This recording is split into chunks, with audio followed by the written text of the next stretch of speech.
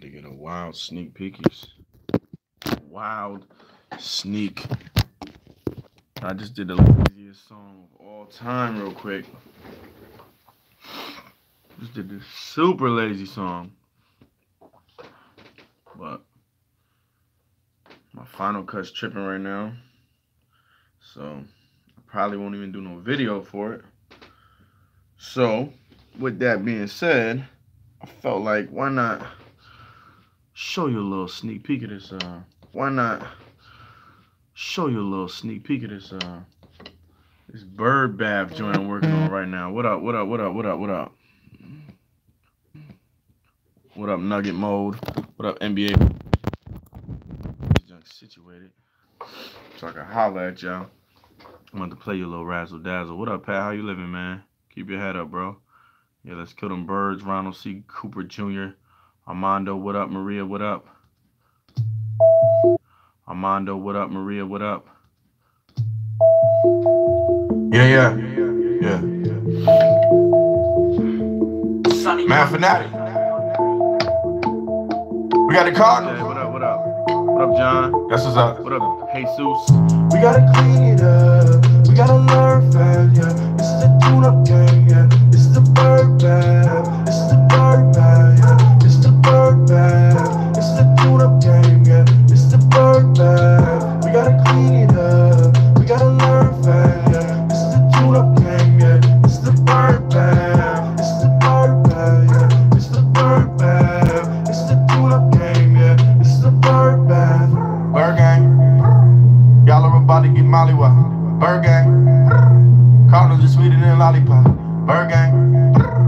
This week, got a bird gang. We might keep it close, but probably not. We just lost 4. Losing gets on our nerves. Yeah. I'm angry. Let's take it out on the birds. Cardinals is trash. They the worst of the worst. Yeah. They gon' get smashed. We supposed to be first. Play. We just been coming up short. Tune up game now, yeah. And we won't show no remorse. Nah, we ain't gonna show no mercy. It's a desert ass whooping. If I was you, I'd be worried.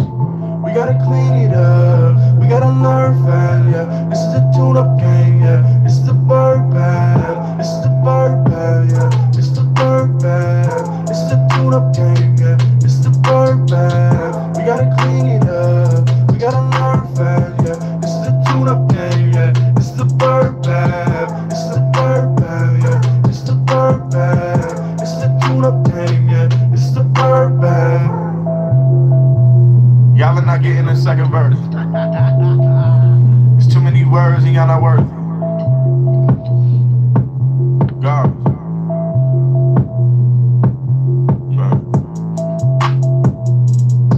They don't get a second verse, man. They trash. Yo, if we don't bust their ass, this is the definition of a tune-up game, man. That's what I feel about this game this week. I feel like this is the definition of a tune-up game, yo. Oh, man, I'm tired of seeing the fair weathers too, man, Albert. I'm telling you. This is the kind of game where you remind people how good you are. That's what I thought the Jets game was going to be, honestly. But, I mean, circumstances made it a little different. I guess they were tired. I guess whatever. It wasn't their best showing. But I think they need to show up and show out this week, man, for real. Because I know there's a lot of corny-ass fans out there.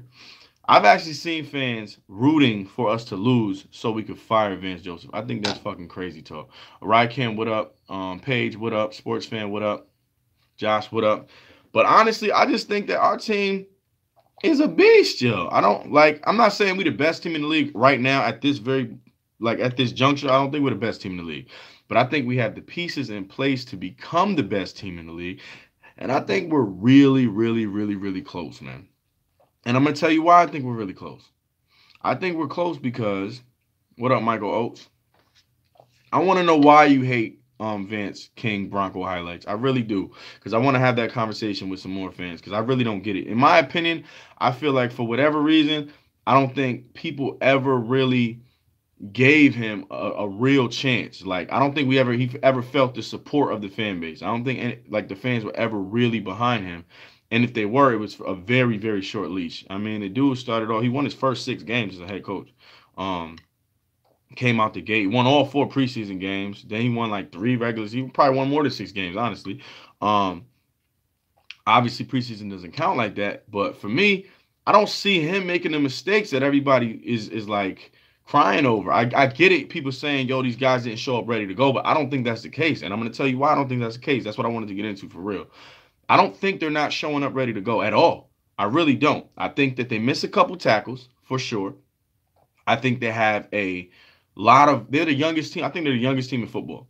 I think we have a lot of young players. I think we're trying to figure out how we're going to work them in, how we're going to use them. Right now, we're still doing such a balanced offense with the running backs, a running back by committee thing. We didn't know any of these dudes were going to be this good. You know what I mean?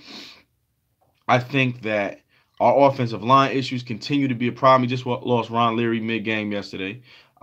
Jared Veldier is he's hurt. So that's 2 starters on the O-line, on an already kind of shaky O-line. That's not easy to overcome. You got constant issues in the secondary. We went and got Sewell Cravens to help out. He's on IR. Pac-Man, he's been injured constantly. You got all these people in the secondary constantly getting hurt. It's hard to overcome. But what I will say is, when we played the Jets, we were terrible against the Jets on the defensive side. And it really wasn't as bad as it seemed. We actually had almost as much yards as them. We had more first downs than them. We controlled the time of possession. We won the turnover battle. We lost by giving up a few big plays, right? And a lot of these plays are just like momentum swinging, holding penalties and stuff like that, or just big plays. You miss a tackle when the dude's gone. You know what I mean? Or somebody faster than Roby just burns him on the street. And, like, what can you do? You know what I mean? Sometimes a dude is just going to win his one-on-one matchup against you. To me, that's not coaching. That's just a player got outplayed by his man. As far as the team goes now, I personally think I'm impressed with this team, yo. I'm not saying they played a perfect game by any stretch of the words, but, like, for example, we had people saying, Kelly. Like, we screaming to put in the backup quarterback that we never seen play a regular season game because of what? Because a couple drives stalled due to penalties? Like, I saw Case Keenum throw the ball to the 1-yard line ASAP and looked like ES10 was in the end zone. Then he pointed at him. They called a bullshit call. And then we're 16 yards back, and we didn't want to force it and get a turnover. Like, I would have liked to see us get in the end zone, but it's like, we benching him because of that? We just forgot how he marched down the field? Like, he finished that game with 322 yards, 2 touchdowns, 1 pick, a 95 or 91 passer rating. And Bronco fans are saying bench him. I don't get it, yo. I really just don't get it. As far as the defense, I got people saying our defense was terrible. The defense can't stop anything. And then I go back and I look at the game and I'm like, we shut down the pass. We game plan to stop the pass. It was like when you play LeBron James in the playoffs, right? A lot of teams take the approach of, you know what? You're not going to stop LeBron James. So fuck it. Make everybody else beat you. You know what I'm saying? Make LeBron beat you. We're going to stop everybody else and see if this one dude could beat us by himself. I think that's what they did to Todd Gurley, who, by the way, happens to be the best running back on planet Earth, in my opinion. That's number one. So when you play a back like Todd Gurley or Ezekiel Elliott or any of these top-tier backs, usually the game plan, because these teams don't have so much talent around them, is like, yo, stop this running back. Put 8, 9 in the box and force Dak to throw on you. The Rams are a prolific, well-balanced, ridiculous offense. They got a #1 overall pick at quarterback. They got a whole bunch of receivers that are ridiculous. Woods was ridiculous in college. Cooper Kupp is ridiculous. A lot of these people are really, really talented, yo. Like, really, really, really talented. There's a reason why in the previous, 5 games the Rams played, their lowest scoring game was 33 points, yo. Their lowest scoring game was 33 points. So the Broncos came into that game. Mind you, they're coaching against a guy, 2 of our head coach and our defensive coordinator were mentored by Wade Phillips. So Wade Phillips knows what they're going to do on defense. He taught them everything they know. So that's hard to go up against in the first place. Let's just keep that in mind. But what they did was they said, you know what, we're going to stop the pass. And if they run for 4 million yards on us, maybe they'll beat us. But they're not going to beat us by just passing all over us. And what did they do? They held Jared Goff to under 50% completion. They held him to 200 yards passing, 0 touchdowns, and an interception. To me, wow. You did that to the Rams offense. You held them to 23 points. I'm thinking that's a hell of a game, yo. We don't get the penalty. We beat the hottest team in football, the only undefeated team left in football. We beat them if we didn't go like this. And then we want to fire the coach. Why, yo? Did we expect for this team to be better than the best team in football already? With a brand new quarterback and a brand new scheme? By week 5, we should be better than the best team in football. This team's been together for 3 years now. The Rams, by the way. A lot of these teams have been together for a while. How the fuck are people expecting us to be firing on all cylinders by week 6 with a new quarterback and a new system with 2 rookie running backs, none of which can pass protect? We want to talk about the O-line woes. Okay, the O-line is okay, but you know what you do when you have elite pass rushers? That helps the O-line, that helps the quarterback buy time. You have a running back that can pass protect. Our best pass protecting back is Devontae Booker, and I'm sorry, but he is far and away from where CJ was last year as a pass protector, and he was the highest rated pass protecting running back. So that's different. That was a luxury to have CJ. Booker's not doing that, yo. So you got to understand. Did you see that blitz that when a dude just blew right by Booker? Like, get out of here, little dude. I'm really watching the game, yo. I'm really watching, and I'm saying, yo, all the pieces aren't there. We're going to make some moves by the trade deadline. We got Sewell Cravens coming back. Case is starting to figure out. He's in a brand new system. He's got a lot to learn. We got to get more play actions. I would like to see us continue to pound the rock, force the rock. And you see what they did. They game plan to stop the run and force Keenum to throw. Both coaching, in my opinion, both defensive coordinators, Joe Woods and Wade Phillips, had great game plans, yo. They were like, yo, we're going to make Case Keenum throw on us, and we're not going to let these dudes run on us. And they was holding our running backs to 2 yards of carry. And then we had to throw, but we did well, man. DT looked good. ES10 looked good. Cortland's making some plays. I just don't think it's time to be discouraged. I'm going to tell you something about 2 seasons ago. 2015, matter of fact. The 2015 season, the Kansas City Chiefs started off 1-5 and then won 10 straight. They had a very similar kind of a start to their season. They played a lot of good teams early. That's first of all. I bet you when it's all said and done, the Ravens, the Rams, and the Chiefs are all making the playoffs, and they're all going to be high seeds in the playoffs. I bet you anything. Those 3 teams are going to be high seeds in the playoffs. Rams might be the 1 seed in the NFC. Chiefs might be the 1 seed in the AFC. And the Ravens are going to be the 2 or 3 seed in the AFC. Mark my words. Those are 3 very good teams. 3 of our 4 losses against those guys. And they were all close. They were hard-fought games that we barely lost. A play here, a play there, and we won the game. In all of those. You can even blame it on the refs if you want. Every one of those games, you can blame on the refs. You blame on the refs. You can blame on a holding penalty. You can blame on one. You can pick one, any of 5 plays, pick one of them, and it's like, oh, the Broncos would have won. So my thing is, if we're that close to beating the best teams in football, how is our coach doing a terrible job? How is our quarterback doing a terrible job? I mean, I understand learning woes. I understand they're not playing perfect. But I think the reason I don't get so down on the team, I think the biggest reason why I'm different than most people when it comes to bashing the team and getting crazy is because I believe in the talent that everyone has on that field. Like, I respect Todd Gurley. So when somebody misses a tackle or gets juked, when Todd Gurley breaks a tackle, I don't say, oh my God, that guy sucks. I say, oh my God, that guy is really fucking good. Todd Gurley. You know what I'm saying? I do that all the time with most players. These guys are all ridiculous. Like, way better than me.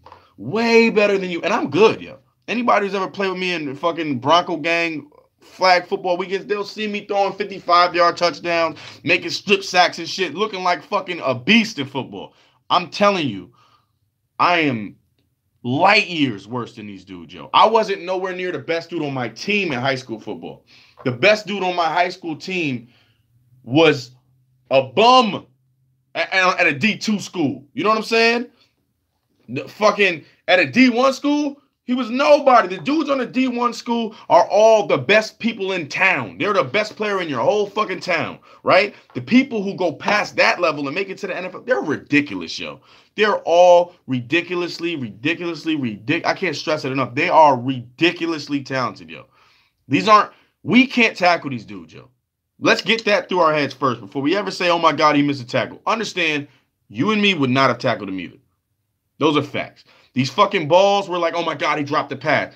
90% of DT's drops, by the way, are because DT's got such a good catch radius and almost catches everything. But a lot of these passes are slightly behind, slightly overthrown. He just almost gets to them. You can go back and look at them. They're almost always like that. But you got to understand, we're like, yo, if it hits your hands, you should catch it. Yeah, when your boy throws it to you, fucking 28-mile-an-hour fucking lob, not a fucking 60-yard fastball in between coverage with a dude about to take your head off. It's different, yo. I respect the game so much, so I don't bash the players. But back to what I was saying, for me, I think we got a lot of reasons to be hopeful, man. I think that we played a really tough part of our schedule. We got tested early. We lost a couple games we could have easily won. We could have easily beat the Rams. Tell me we couldn't have. Somebody in the comments tell me that that was a blowout and there was no way we could have beat that team. Tell me that. Nobody said it. I didn't think you would say it. We could have easily beat the Rams. I know somebody told me we were never within one possession the whole second half. Well, we were never more than 2 possessions down. We held that team to 10 points the whole second half, 13 the whole first half. That's 1 touchdown each half. That's not a terrible defense. That's a bend but don't break Brady Belichick type of defense. Look at what fucking, speaking of Brady and speaking of the Chiefs, speaking of everybody, did y'all watch the Chiefs-Patriots game?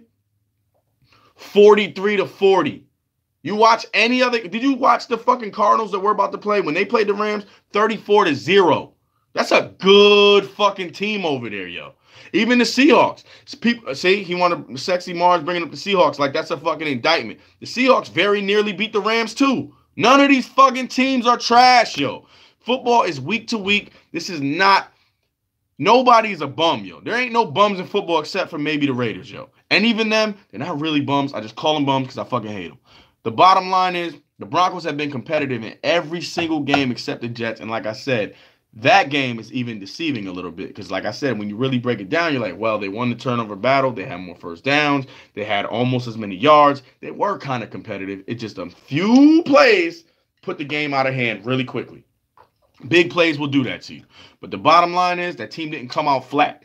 They didn't come out not ready to go. They came out, marched right down. They got a matter of fact, they forced a fumble off the rip and then they scored a touchdown. They came out ready to go. So I'm not putting none of this shit on the coaching. I'm putting a lot more on the fans. And I'm going to tell you why. Because this is why I don't even like going to games no more, especially Bronco games. I do not like going to Denver no more. Even though they showed up at a Chiefs game. Shout out to them. From the TV, it looked like they showed up. But I feel the vibe is like, yo, I don't believe in you. I don't believe in Case. It's 60% of the people in the fucking stands don't believe in Case. 80% yelling fire Vance. 40% yelling put Kelly in. I'm going to tell you something right now. I'm in the studio by myself recording because that's what I do. I record by my fucking self. But I'll tell you what. There's been times when I've recorded with other people. If I ever had to record a song in a room with one person that didn't believe in me, it's going to fuck up my song. I promise you. You can ask any artist in the world. If the producer in the room or the engineer or somebody thinks your song is trash while they're recording you and you're trying to record a song around people that don't believe in you, see how well you perform, especially people that doubt you. It's different, like not being sold, like taking a wait and see approach. It's totally different, like waiting for the motherfucker to make some mistakes so you can be like, shit, I told you this guy's trash. I see that in the games. I'm seeing a whole bunch of fucking Bronco fans waiting for a fucking incompletion or interception to be like, this guy's trash. I don't see, we got this. Then he throws an overthrow and you're like, that's all good, Case. Let's go, man. We got this. That's what makes teams win games, yo. Confidence. When they lack confidence themselves, fans are able to help instill it in them. That's why home field matters so much. Home field ain't been mattering for the Broncos like that. Guess why?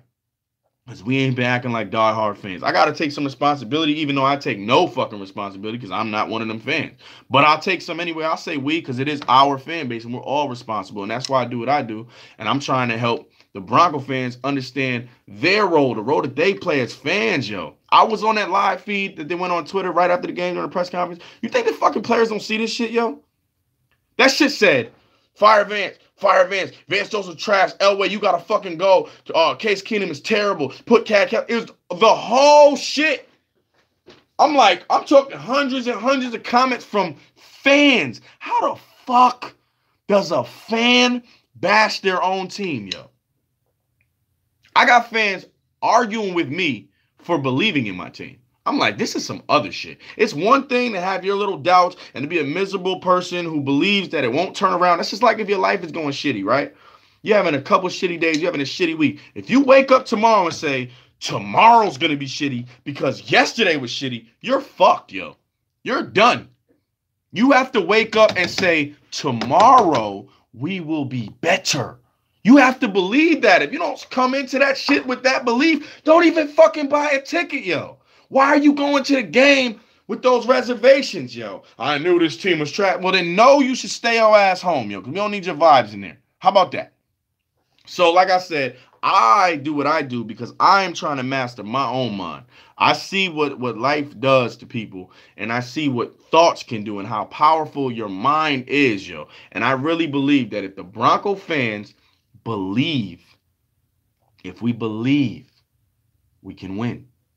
Now, don't get it twisted. I'm not sitting here telling you beating the fucking Vance Joseph drum. Vance Joseph is the answer. He's the best coach of all time. I don't fucking know. I just know that not believing him ain't going to help. That's all I know. It ain't my fucking job to say, John Elway, who you should hire, who you should don't. Guess what? John Elway ain't listening to your fucking opinion on who you should hire and who you should fire.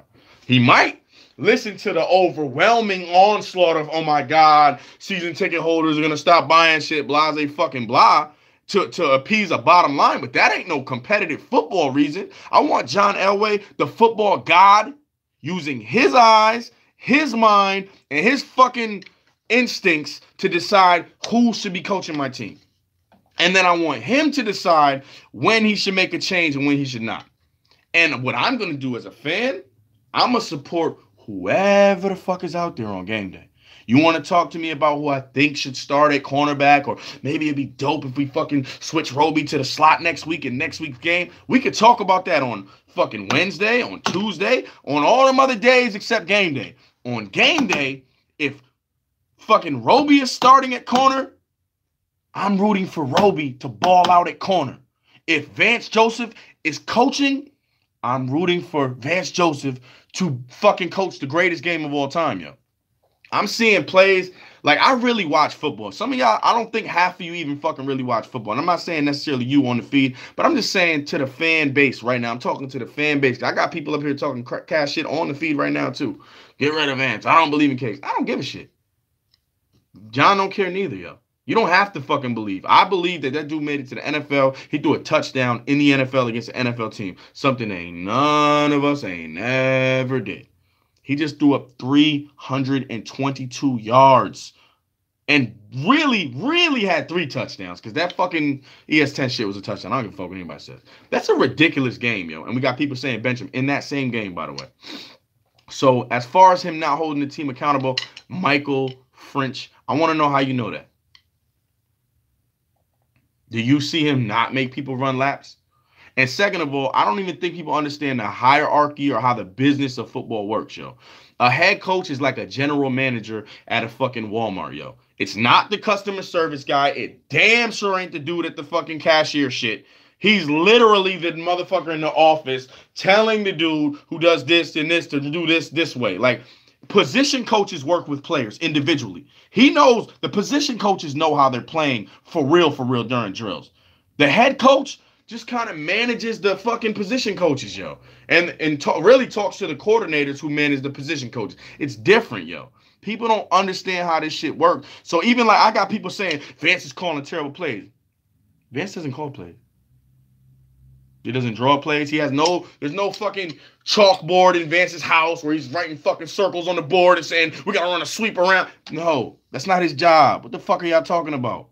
It's not what Vance does. Vance doesn't call plays. He says, what you got for me this week, Bill? Oh, we're going to try to run a real mix of run and pass. We think they're going to try to stop us here. We're thinking we're going to have to do a lot. That's what the fuck is. Sounds good to me. Let's go. And then in the games, he says, Bill, what do you want to do? 4th and 1. He says, I think we should blah, blah, blah. He might say, I think we should go for it. That's what a head coach does. He does not fucking say, draw up plays during the week and fucking, well, Kubiak did that shit because he's a fucking different kind of coach. But most head coaches don't call plays, yo. Mike Tomlin doesn't call plays. A lot of great head coaches do not call plays. So let's if we're gonna point blaming people. Let's at least make sure it's fucking educated and informed blame. Another thing, by the way, Bill Musgrave, because that's who you're really trying to bash. I'm looking at y'all like, what the fuck, yo? I watched this play the other day. Y'all should go back and find it. I see it in my head right now. There was this play where Case Keenum just so subtly, his first step was this way and pulled it back, right? But that one thing he did, it was like a fake to Royce Freeman. But I saw how it froze the linebacker right here. It forced him to sit on his route like this and say, do I have to go and run or am I going in coverage? And for that 1 second, ES10 is running right behind him. And because he's down low and whatever, it gave just enough room for Case Keenum to loft it over his head. I'm like, bro, this fucking play went for like 30 yards. I'm like, yo, I like this fucking play calling, man. I do think we got to figure out, you know what I mean? That's what I was saying before. You got a rookie wide receiver that's a beast. You got 2 rookie running backs you had no idea would be this big a factor in our offense.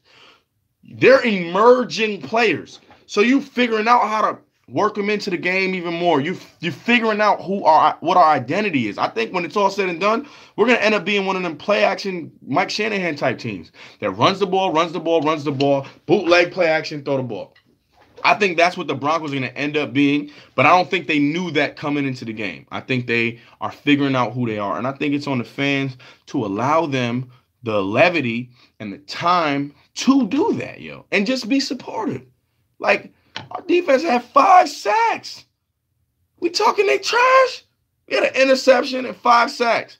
How the fuck are we trash, yo? We stopped them on mad big third downs. It was mad times in that game. They marched down the field, and then when it was time to buckle down, they punk ass got a field goal.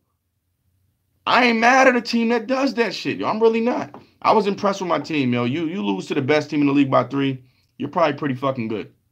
Like I said, the Cardinals are not good. They lost 34-0 to that same team. How the Chiefs been looking against every team they played except the Pats? They've been looking like, yo, the Chiefs is fucking beasts. They ain't look like beasts when they played us. We shut that fucking pass down. Homie had 65 yards at halftime. He had under 50% complete. Like, we doing good, yo. Granted, we got Josie Jew. We got a rookie, a pretty slow rookie. And mind you, he's definitely way better than I thought he was. But you got a rookie linebacker learning the game. You got Garrett Bowles only in his second year, who's, mind you, been a dude that holds his entire fucking life. He's used to running forward and throwing people over in a run-heavy offense. Now you ask him to go backwards and take that first big step and pass protect. He's learning the fucking game, man. Give these dudes time to learn. But I bet you this. We're going to beat the shit out of the Cardinals. And guess what? The sad part is there's going to be some Bronco fans mad that we beat the shit out of the Cardinals and we didn't fire Vance Joseph. And I'm just going to be looking at you motherfuckers or those motherfuckers like, God damn, what is happening to our fans, man? What the fuck is happening to our fan base, yo? This shit is like, I don't like it, yo.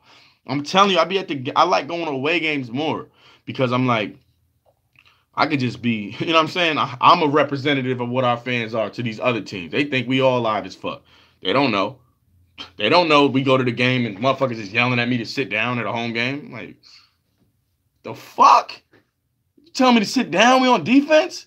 What happened to this fan base, yo? What happened to the South stands that stand the whole game? What happened to the Barrelman days, man? I felt like that team was different, yo.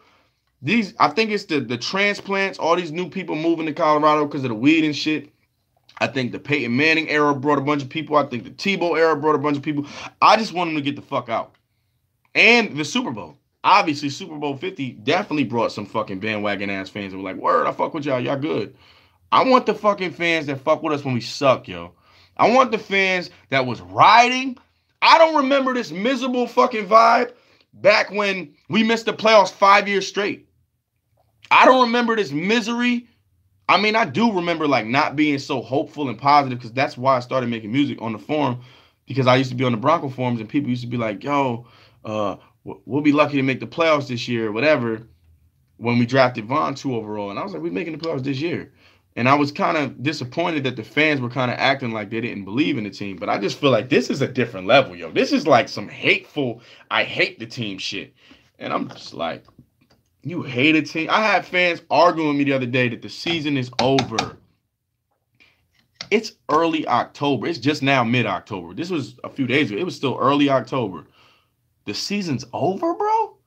It ain't even a fucking bye week. So the 92 San Diego Chargers could start off 0-4, make the playoffs, and go to the fucking AFC Championship.